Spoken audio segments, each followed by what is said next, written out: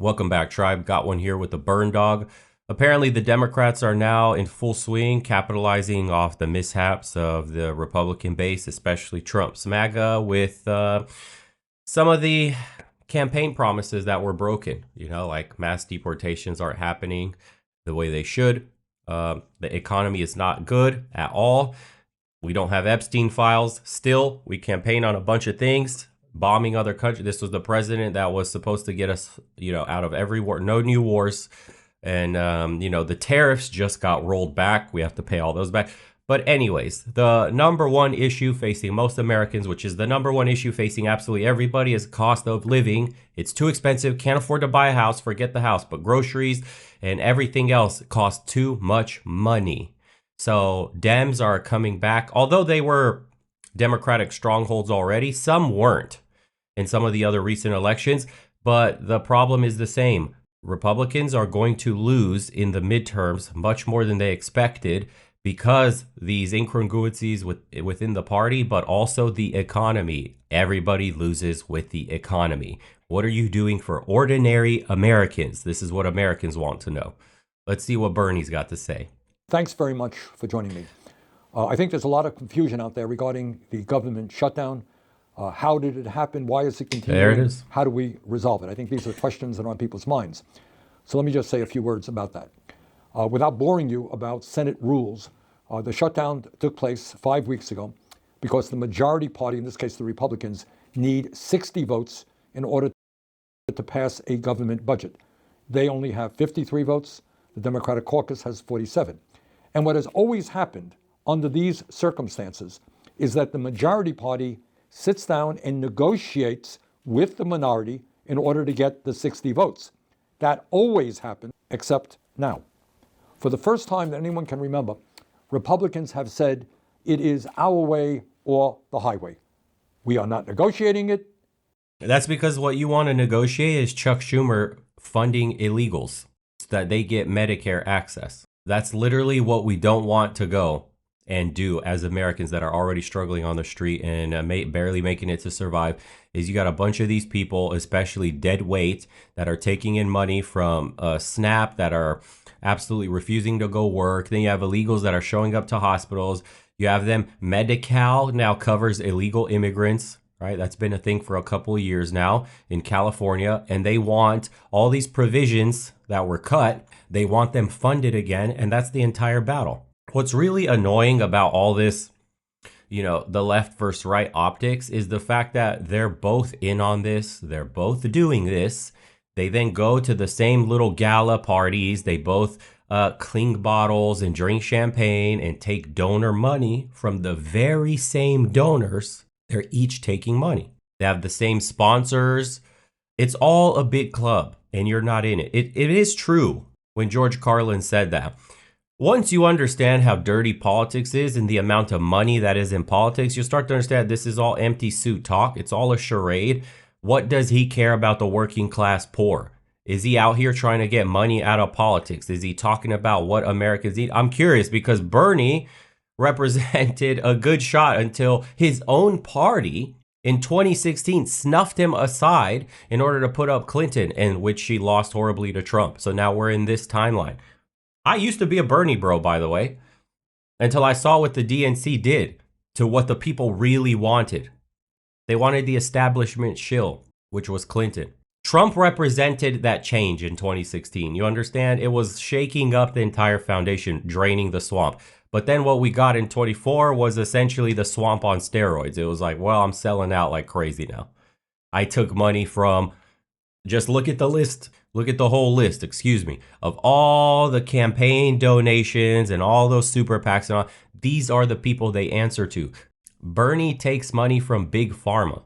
You know that? Bernie takes a lot of money from the pharma industry and a bunch of other high-powered lobbying groups. You take it or you leave it, and that's the way it is. And then to add insult to injury, to make it clear that they have no intention of negotiating, unbelievably, at a time when federal employees are not getting paychecks, when kids are being threatened without getting the nutrition they need through the SNAP program, when air traffic controllers are not being paid, in the midst of all of that, the Republican Speaker of the House, Mike Johnson, has given his members of the House of Representatives, a 6-week paid vacation.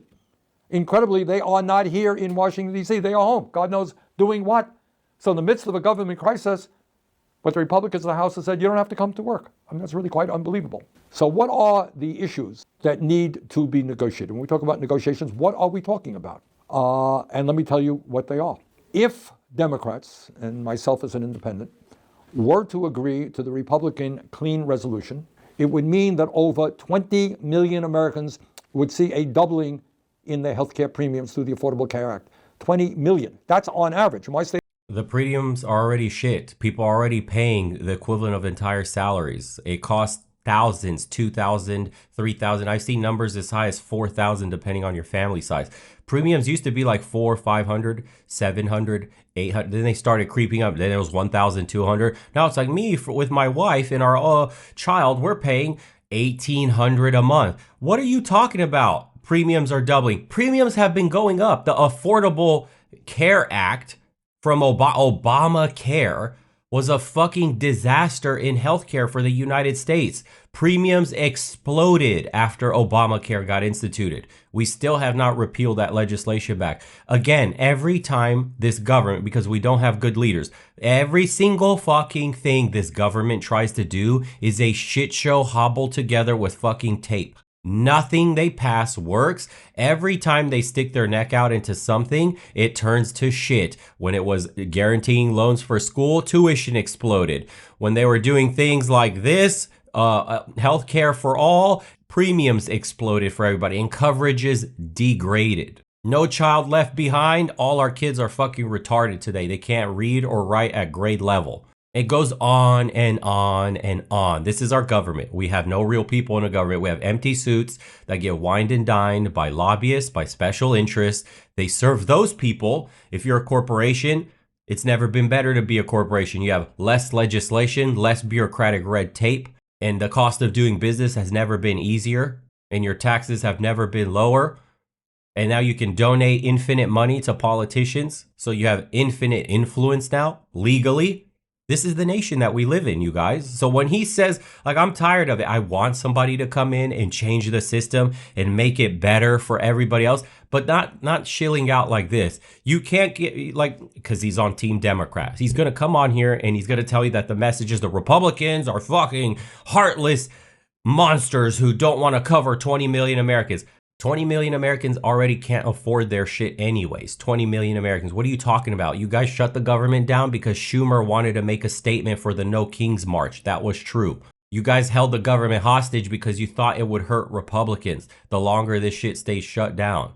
But most Americans saw who the fuck's on EBT and how lazy they are. Most Americans know that we're not trying to fund illegals going to the hospitals. Our premiums are going up because illegals get care in the hospitals, which normal Americans have to pay out of pocket for. We're paying because we're subsidizing directly all the losses of these hospitals. We're paying. That's why our premiums exploded, because they let in 20 million illegals across the border under Biden. We have how many more million illegals in total in the United States? You don't think that strains our healthcare system? What do you think happens when those people go to the hospital? Have you been into an emergency room to see the amount of people in the emergency room waiting? And you see that most of them, what they look like? Who are the people that are getting that emergency room treatment? Because last time I went, it was fucking packed. And the people that were there, I could tell you, weren't people that were paying their premiums. Who do you think is subsidizing that shit? Who pays for it? You think the insurance companies and the hospitals, they're passing down all these costs to you. That's why insurance in America is now a fucking scam. You're better off paying in cash, because literally they kill you on premiums, and then your deductibles are a fucking joke. Is you might as well pay cash. The deductible is like 5, 10, 20, 30,000. It's like, bro, what? You want me to go out of pocket pretty much for the entire thing? It's like and then the 5% copay comes out from the insurance. I'm 95%. I got to cover what's the point of insurance then? It's such a joke, dude. And then this scheming when it comes to pricing and the negotiation behind the closed doors between the, say, hospital and insurance companies, $700 for a fucking Band-Aid and shit like that. No, thank you, bro. I'll pay cash. Me and you can deal directly and you give me a reasonable price. Because there's plenty of videos of Americans calling in the insurance or calling in their hospitals and being like, whoa, this bill's too high. Can I just pay cash?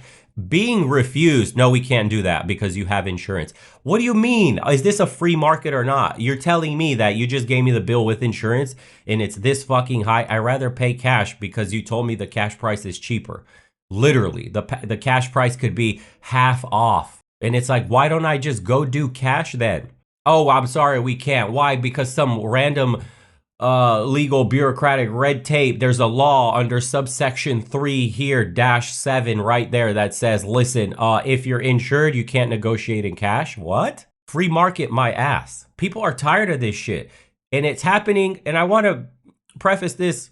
It's happening under both, dude. Democrats or Republicans, fuck both these parties. They don't represent the people. Even if Bernie somehow legitimately represents the people, which he's taking money from fucking donors, big donors, by the way, big pharma and all that shit. Even if they somehow represent you, they're surrounded by absolute garbage. He got sidelined in 2016. He was really for the people, let's say. They sidelined him. You don't get to vote on people they want you to vote on. You're only allowed to pick from the ones that they already consider winners for them. You're betting on 2 horses that have already been chosen to win. One or the other. It's like, do you want a shade of red or a shade of blue? This is the system in the United States. This is what Citizens United basically was the final nail in the coffin for us on our democracy. Money, speech, it's all one thing now. Money is considered free speech in this country. We're fucking doomed. This is the age of corruption in America. We need regular, smegular, everyday working Americans getting into these positions of power if you want to change this. No one, and I mean absolutely no singular man, woman, I don't care who gets voted, will save you from this swamp. The entire system is corrupt and you have to start from the bottom up. Grassroots campaigns to get rid of these empty suits. Trump is an empty suit now. It's unfortunate. He has sold out completely. He's hardly giving Americans what they voted him in for. He's parking battle cruisers and carrier strike groups off of Venezuela. For what? Show? To bomb some fucking boats and then authorizing bombing inland in Venezuela? That sounds like a war. Bombed Iran? That sounds like a war. We're backing Israel at our detriment. For what reason? How is that America first? Shouldn't we get greedy with everybody? And I mean greedy. We put America first above all, but we don't, do we? Putting Americans first above all. Where's that? This is why the Democratic Party is struggling with a lot of voters as well. And we're sick of the shit sandwich versus shit burger debate too.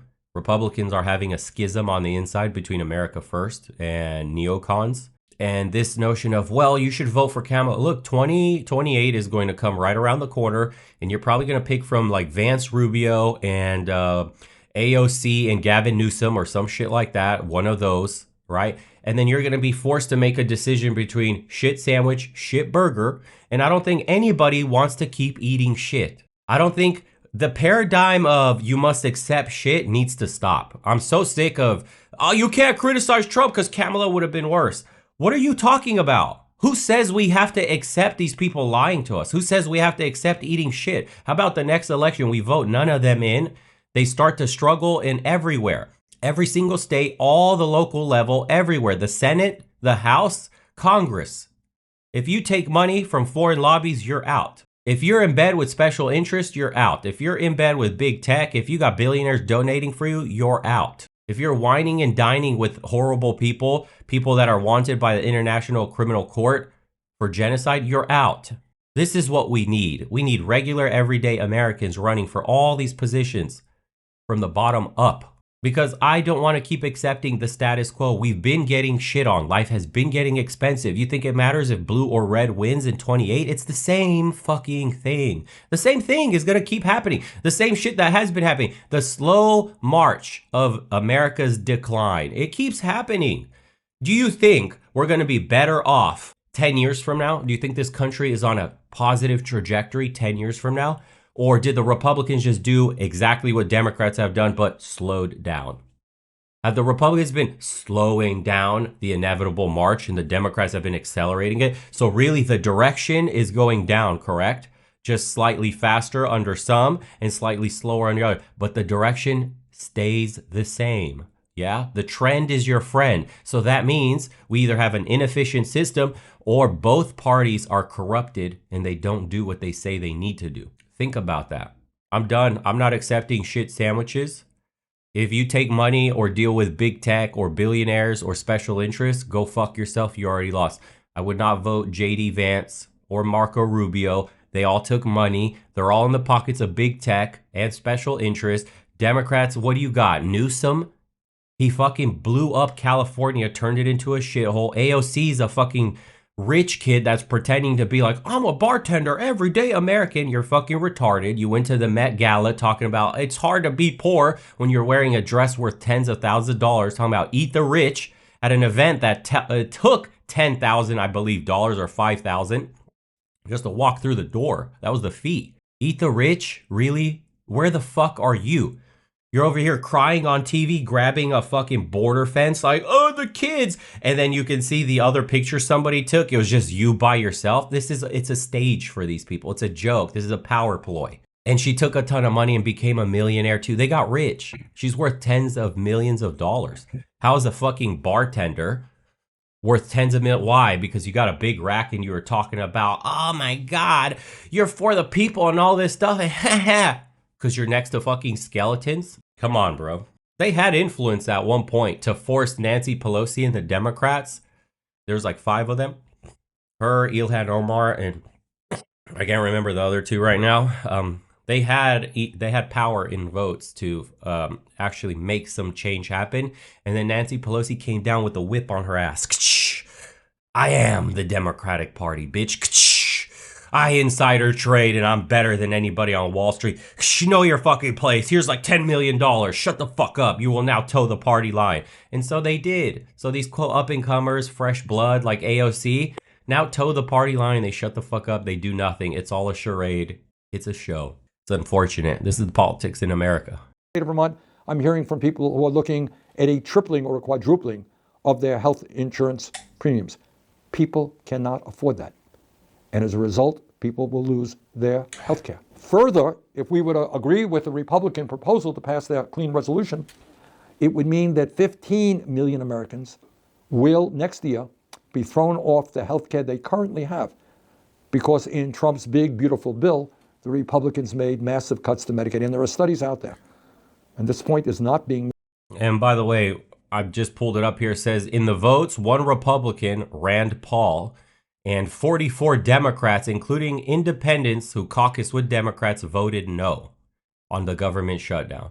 So when it has seen multiple failed Senate votes on advancing a House-passed continuing resolution, that's HR 5371, to temporarily fund the government and end the impasse. The votes requiring 60 yeses to overcome a filibuster and proceed have typically failed along party lines with scores around 55 to 45. So in these votes, again, I will reiterate, Rand Paul, because he's always voting for smaller government and no budget increases, because we need to cut the government's budget to tame our debt. And then you have 44 Democrats, and that includes their independent, who voted no to pass the budget resolution. So what are you talking about? Republicans are holding this shit hostage. Do you see how they do this? He's pandering to his base and he's just lying to you straight. You can go right now on your AI and just simply ask it, hey, during the current government shutdown, who voted no on passing the resolution? Tell me all the Democrats and Republicans, the totals. It'll tell you right here. You can't lie like this anymore. It's a joke. Made enough. There are studies out there that show that some 50,000 of our fellow Americans, lower income and working class people, will die unnecessarily every year because of that reality, 15 million people being thrown off their health care. It would also mean, if I voted yes to open the government tomorrow, that nursing homes, rural hospitals, community health centers will be devastated because of cuts in government funding. They will have to, in some cases, close down, and in other cases, just limit the number of people they can provide health care to.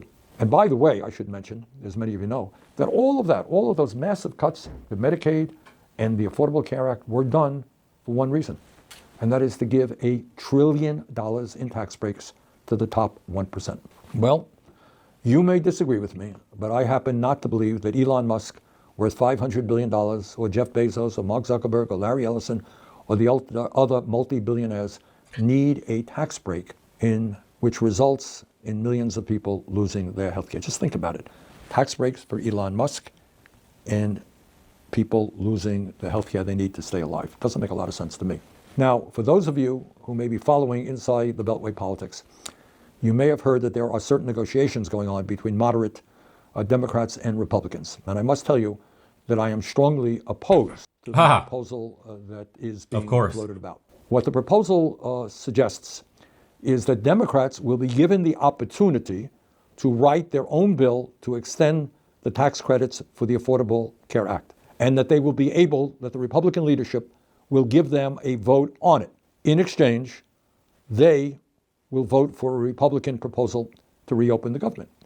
Sounds good. Good idea, right? It is not. The devil is in the details. The Republicans would agree to Democrats writing a health care bill because they know that even if that proposal were to pass here in the Senate, it would go nowhere in the House. House would not entertain it. And if by some amazing chance it were to pass in the House, Donald Trump would veto it. So in other words, it amounts to an empty gesture.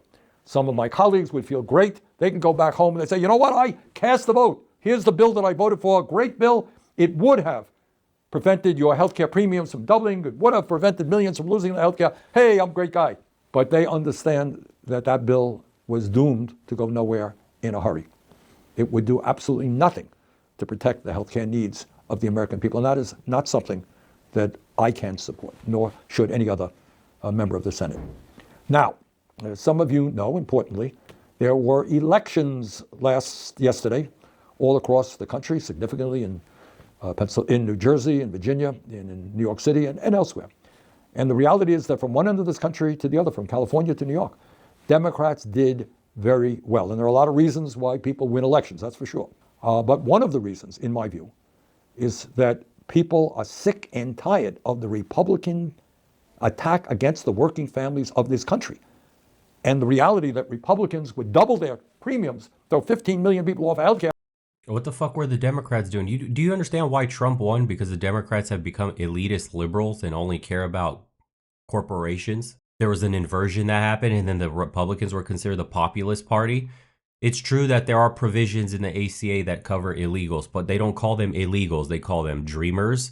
The people that are here on like visas, special visas, refugees, shit like that. These aren't, they're currently in process. And by the way, some of these visas may get revoked so that these people without approval have to go back, but they're still enjoying ACA benefits. This is what they don't tell you. Now, to Democrats, optically, it doesn't matter. You're an American in America, but that's not true. We know that you're not America. You're not in the system, and that you are being funded by us. Like emergency services are funded. That's a fact. Schumer did use it for optics. That's a fact. We do not want to fund healthcare for non-Americans. I don't care what your status is, but you're non-American. Whether you call yourself a refugee that's waiting for your papers to be finalized, whether you're here on a special provision like a visa somehow, or you're a dreamer. I don't give a fuck. We're all paying for you. That's what caused the premiums increase. So when Americans say this would cause 20 million Americans for their premiums or insurances to go up, who are those 20 million exactly? Huh? How many of them are actually legal? How many of them are citizens of the 20 million Americans? See, they don't tell you that. Of the 20 million how many of these are full citizens? I wonder. And the whole notion that he has that the wealthy are funding the premiums for the lower and middle class Americans it is a subsidy. Okay, so that's true, right? It's a subsidy that they're fighting over. But the premiums have been going up irrespective of the funding because the system is corrupt. It's just taking money out of the hands of, and what is considered the wealthy here. He's not talking about like Elon Musk. That's not. He's just talking about Americans that are doing better than average. So they're paying more, and then that subsidizes for the middle and lower. But even in the current system that we have, the premiums, like I say, have been inclining rapidly. We have a broken system. It's just like, okay, let's just take even more money from people, and then, divvy it up over here in this side. Don't worry, we're going to reallocate wealth here. And then, but the system's broken. Your service is still shit. They're gouging the fucking hospitals with their prices. The insurance companies have so many provisions and little, parentheses, things like inside the little section here, -5 there, that says we can't cover you for whatever reason, or we're only covering 35%. So even then, your insurance, the quality of it is shit. It's not real insurance. If you tell me like this disqualified me from coverage or that has disqualified me from coverage, go fuck yourself. So what am I paying for? We have a system that's just reallocating wealth and passing it around to who? Insurance companies and hospitals, while Americans are the ones that are actually getting fucked. So how about we change the entire system so that it's efficient and it works for the American that's going to go get some health care. Now, he may be referencing the big beautiful bill, which was a tax cut for the 1%, big time. And that's how we paid for some of the, well, I wouldn't even go into it. Let's just say the big beautiful bill for the average person was shit, but they dangled in front of you no tax on tips and no tax on overtime. So, the average person was like, oh my God, this is for us. But they took away your Medicare pretty much and then gave billionaires 1 trillion in tax cuts and shit like that. And they called it the one big beautiful bill. It was like a massive steaming pile of shit for middle and lower class Americans. That's really what it was. I digress though. Read into it if you want. In order to give tax breaks to the very richest people in America. That is not a message, frankly, that resonates any place in America. That's what the Republicans had to defend. And you know what? The American people said, no way, you're wrong.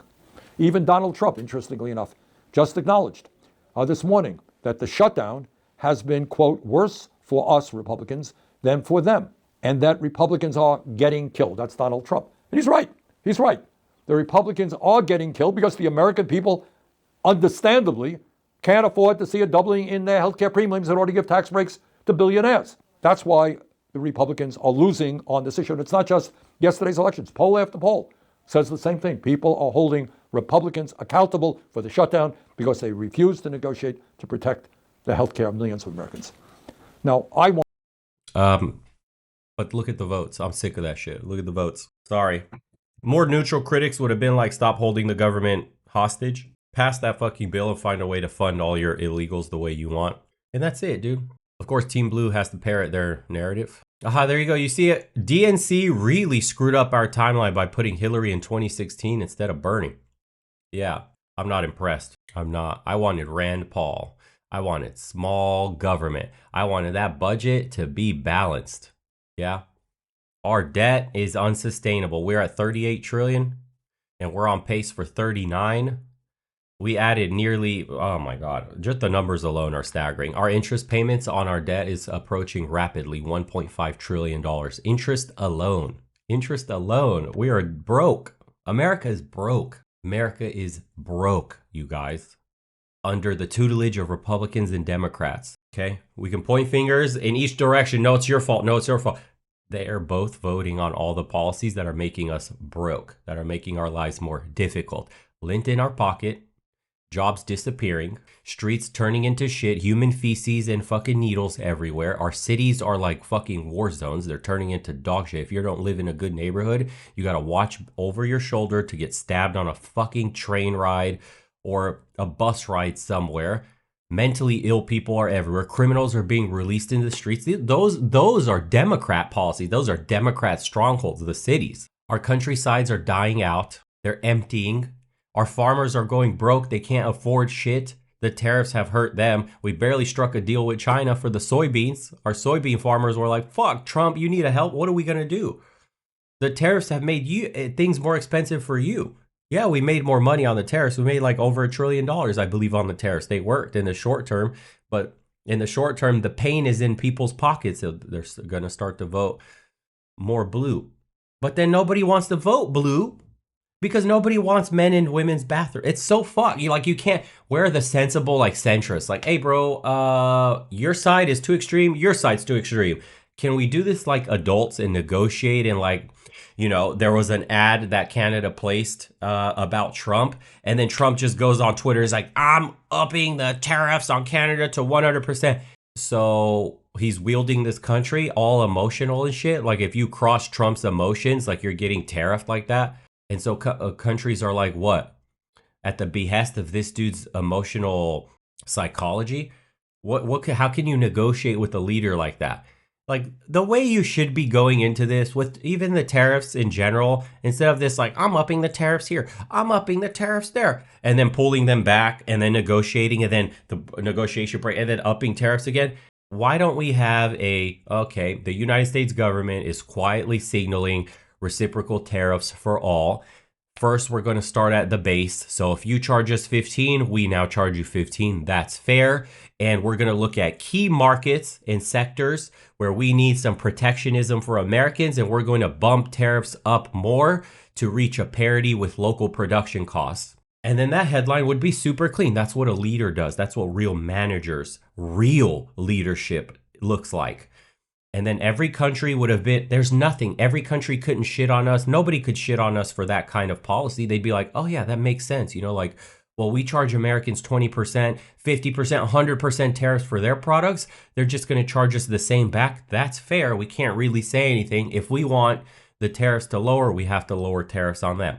And then you use them as a wedge issue, as leverage for countries that don't play ball or that, you know, are a detriment to us in any way. And you start upping the tariffs on them when you have bad actors. But this whole like, oh, there's an ad here, I'll throw that. Somebody says some shit on Twitter, 100 tariffs on everybody, coming up with these fucking numbers that have absolutely no backing on anything. It's just like, you know, fucking ChatGPT could have generated some shit like this. It's horrible, dude. The look on our government, it's like the wishy-washy nature of the United States right now is completely at the behest of like how Trump feels about somebody. So he's like, all the world leaders are coming to kiss ass, and Americans are like, fuck yeah, yeah, it's great. And then on the backside, everybody's already starting to move away. They're retooling their trade partnerships with other countries. They are starting to understand, fuck, bro, America's crazy. We can't really depend on them. They're not rock solid like they used to be. Their politics are crazy now. Their country is like flailing in the final days of the empire, essentially the final years, decades, however long. Meanwhile, everybody, like I said, is pulling away from the United States in that sense. Like all the United States is big cash. That's it, right? A giant dollar sign on the map. People are like, yeah, we like to, you know, get money from you guys. We like to be in your market. But apart from that, like you don't really benefit anybody. You're not a stable partner anymore. You're like that crazy woman, super emotional and shit, bipolar. That's what people are dealing with. That shit hurts our credibility as a nation, as an empire. I don't know. It's just statesmanship is at an all-time low. All-time low. It's not a good look for either side.